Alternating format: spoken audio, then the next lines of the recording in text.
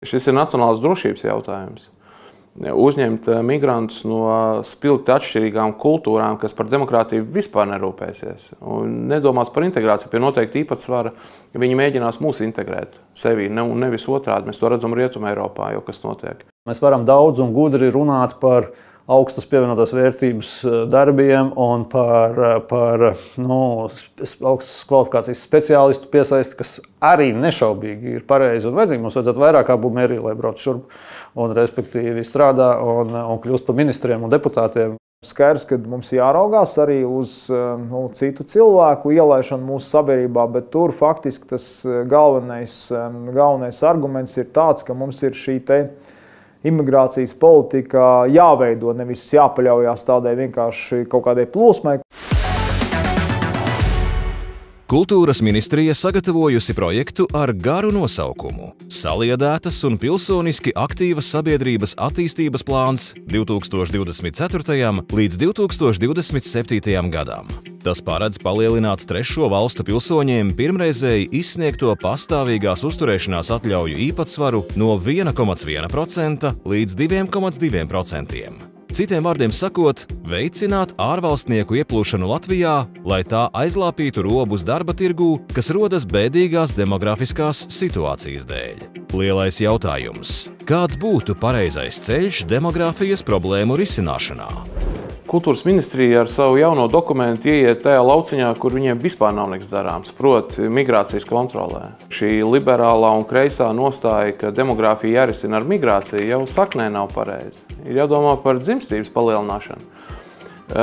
Turklāt tas dokuments, ko es lasīju, kas tad kultūras ministrija to ir radījusi, atsauc uz Providus, uz Sergeju Kruku, tātad uz ekspertiem, kas ir ļoti liberāli un par Latviju kā par nāciju valsti īpaši nerūpējas. Integrācijas dokumentā runāt par robežu vēl plašāku atvēršanu ir vienkārši tuvredzīgi. Šis ir nacionālās drošības jautājums. Uzņemt migrantus no spilgti atšķirīgām kultūrām, kas par demokrātiju vispār nerūpēsies un nedomās par integrāciju pie noteikta īpatsvara, viņi mēģinās mūs integrēt sevī, nevis otrādi. Mēs to redzam Rietumē Eiropā, jau kas notiek. Tāpēc es vērtēju kritiski šo kultūras ministrijas dokumentu, un jo sevišķi tās dažas detaļas par migrāciju.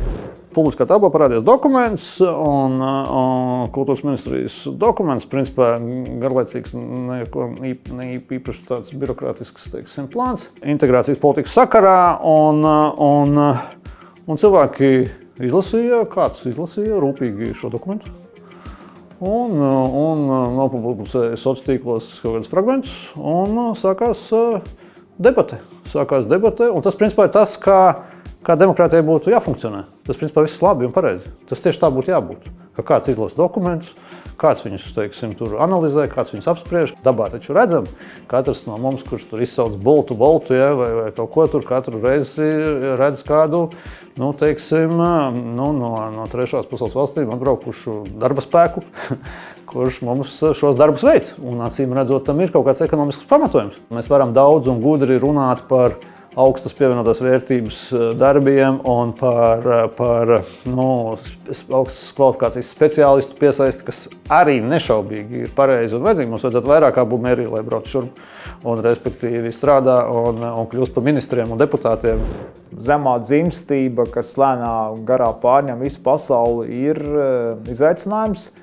Tā ir skaitā arī mums. Līdz ar to, protams, ir, lai to stimulētu, protams, ir jārisina viss iespējamais, lai tomēr dažādā veidā motivētu ģimenes laist vairāk, pasaulē vairāk bērnu, bet tur ir vajadzīga daudz proaktīvāk šī politika. Acīm redzot, ka šī patreizējā nestrādā, jo skaidrs, ka mūsdienu pasaulē ģimenēm, it sevišķi jaunām ģimenēm, ir virkni izdevumu, virkni lietas, un ja tā jaunā ģimene sarēķina, ka katra bērniņa nākšana pasaulē būtiski pazemina dzīves kvalitāti, tad vienkārši parādās šīs grūtās izvēles. Jā. Būtiski iedzīvotāju skaita krišanās apdraud arī virkni sociālās programmas, virkne, teiksim, mūsu saimniekušana kā tādu, un skaidrs, ka mums jāraugās arī uz citu cilvēku ielaišanu mūsu sabiedrībā, bet tur faktiski tas galvenais arguments ir tāds, ka mums ir šī